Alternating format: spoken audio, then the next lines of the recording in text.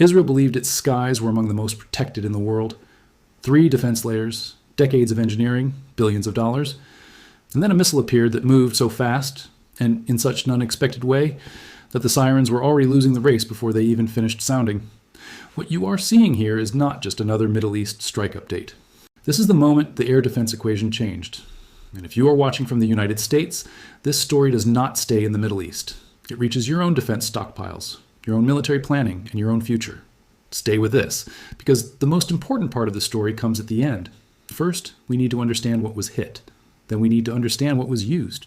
And finally, we need to understand why this may become a global economic and military problem, not just a regional one. On March 16, 2026, Iran's Islamic Revolutionary Guard Corps launched the 55th wave of Operation True Promise 4. The operation was codenamed O Musa bin Jafar. It used precision-guided hypersonic Fata missiles, along with Emad and Qadr ballistic missiles, plus attack drones. The targets were deep inside what Iran calls the occupied territories, including Tel Aviv and Ben Gurion Airport. But the real story is not just where the missiles landed, it is what they were aimed at. Among the targets were aerospace weapons, production centers linked to Israel Aerospace Industries.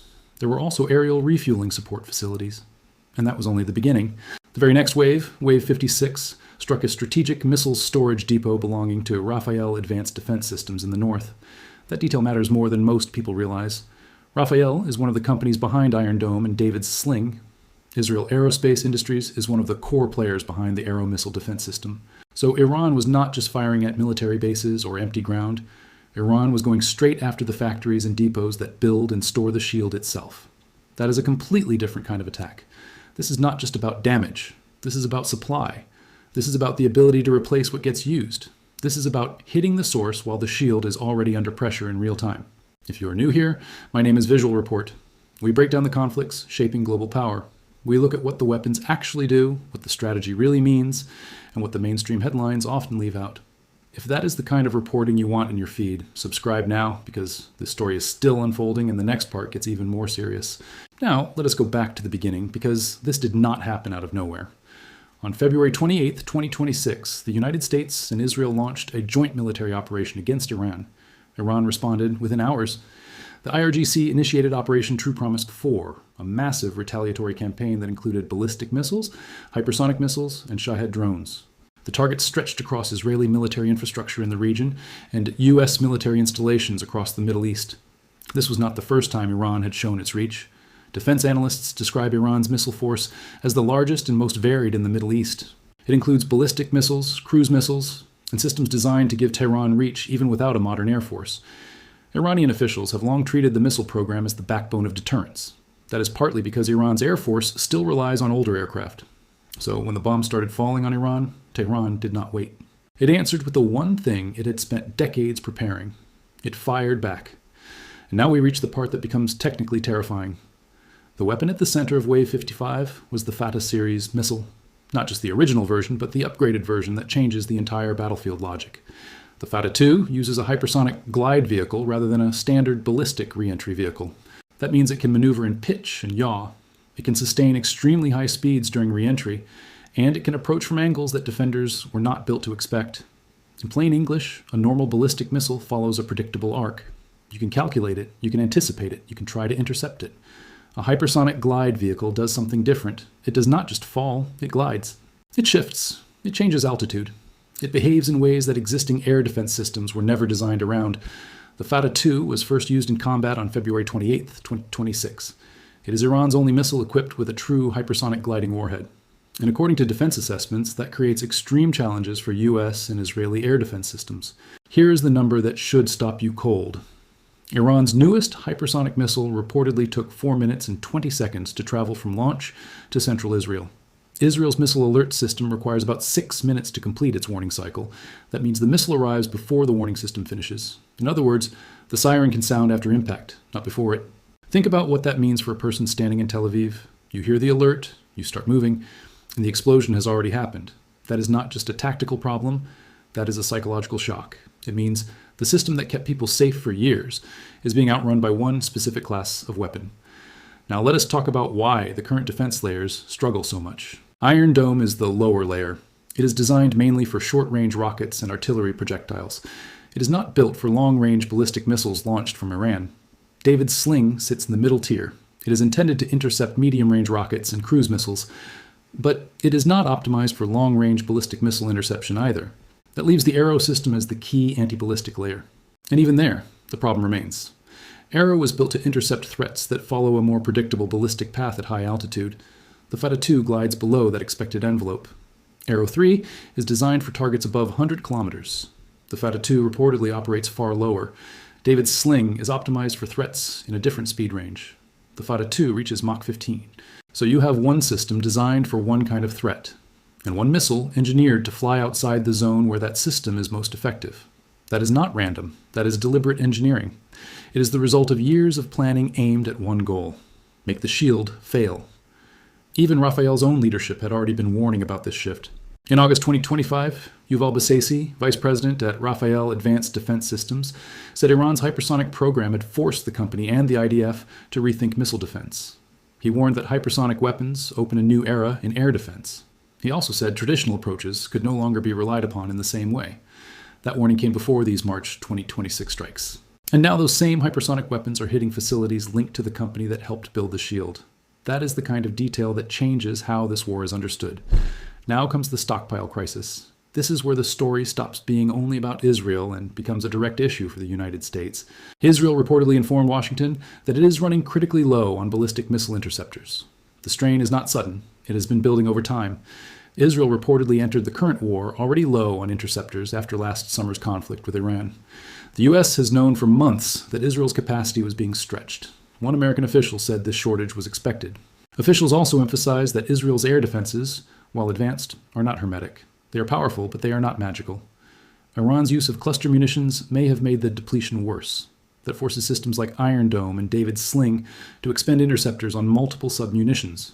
Every additional object in the sky means more money, more pressure, and more strain on the inventory. Israel's government responded quickly.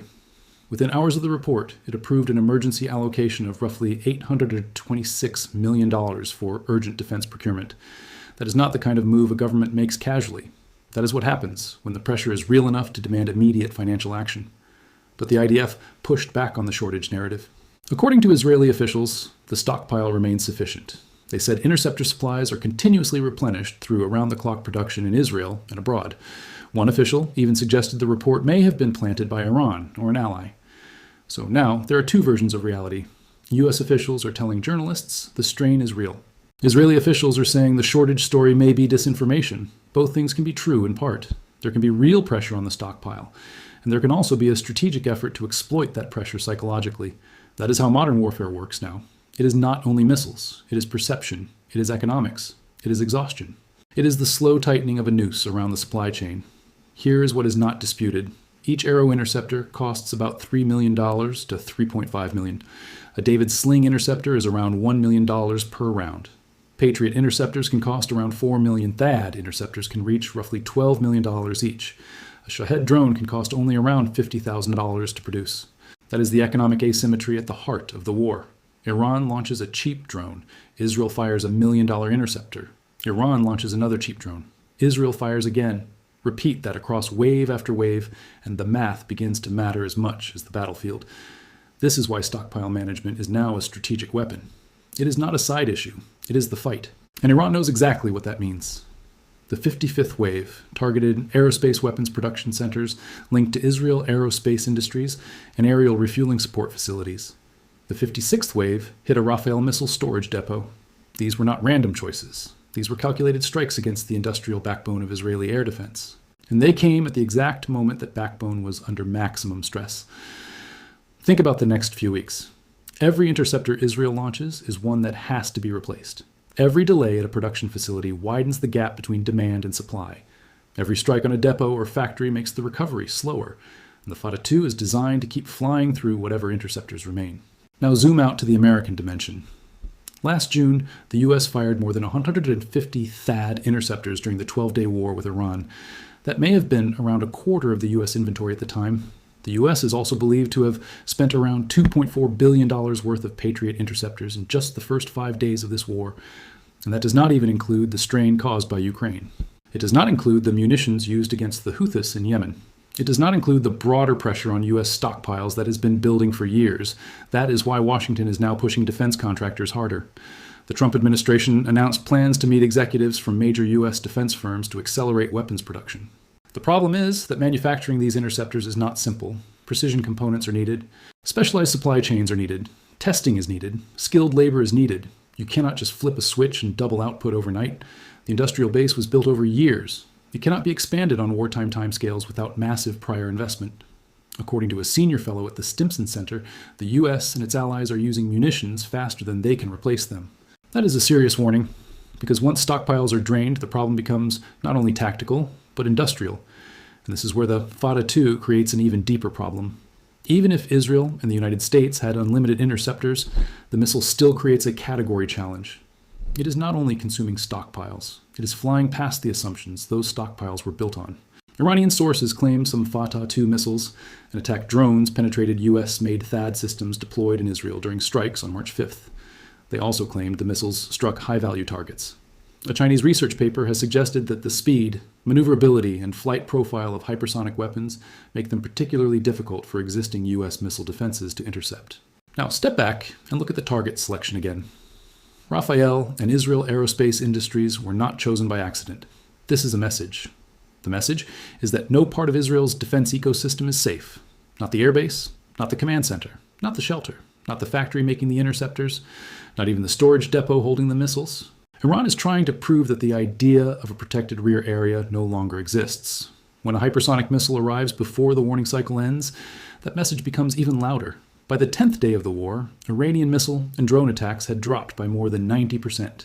That reduction was credited by some to successful US and Israeli suppression efforts over Iran. But another explanation is also possible. Iran may be conserving its own inventory. That would mean this is not a one-time blow. It is a sustained campaign. Iran may be calibrating its strikes to keep pressure on without exhausting its own stock too quickly. Meanwhile, the cost burden on Israel and the US keeps compounding, and that is the part most people miss. The war is not only being fought with missiles, it is being fought with budgets, production schedules, and replacement timelines. So where does this go next? That is the question everyone in the defense community is asking. The optimistic view from the US and Israeli side is that airstrikes have already destroyed a large share of Iran's launch infrastructure. Some estimates suggest 3/4 of Iran's missile launchers were eliminated by joint US and Israeli action. Iranian attacks also reportedly dropped sharply by day 10 compared with the peak of the campaign. But that does not mean the threat is over, because the Fatah-2 is not a numbers game in the old sense. You do not need hundreds of them to change the equation. You only need a few to hit the right targets. One strike on a production facility can delay replacements for months.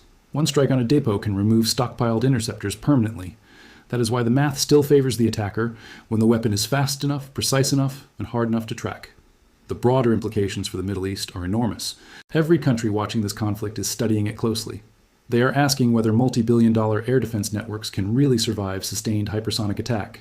And right now, the answer is not as confident as it used to be. Here is the situation as it stands. Wave 55 and Wave 56 hit the industrial heart of Israeli air defense. Stockpile concerns remain real, regardless of the public statements. The Fatah-2 continues to be used, and the conflict is not showing any immediate sign of stopping. The next 2 to 3 weeks could be decisive. If Rafael and IAI can keep production moving, and if the interceptor gap can be managed through U.S. resupply and emergency procurement, then Israel's defensive posture may hold. But if the damage to those facilities is deeper than officials are admitting, and if the Fatah-2 keeps slipping through the net, then the balance changes in a way that does not reverse quickly. That is why Wave 55 matters so much. This is not just another headline. It may be a turning point in how air defense works. Not only in this war, but in every future conflict where hypersonic weapons become central to strategy. The old idea was simple. Build enough interceptors and you can stop almost anything. The new reality is harsher. Some threats move too fast and behave too unpredictably for any existing shield to guarantee a stop. And now the factory making your shield can be hit before sunrise. That is the world Wave 55 announced. And every defense ministry on the planet is watching it closely. Because what happens here may become the blueprint for future wars everywhere. If this breakdown gave you something to think about, drop a comment and tell us which part of this story you think is being most underreported. Is it the Fatah-2 capability? Is it the interceptor stockpile crisis? Or is it the pressure this puts on U.S. defense planning? Share this with someone who is following the conflict closely, because most coverage stops at the footage and the headlines. Very few people are getting the full strategic picture. More on this war is coming, and we are tracking every wave of Operation True Promise 4 as the situation unfolds. Subscribe so you do not miss the next update. This conflict is not over. The next move could come before your next meal.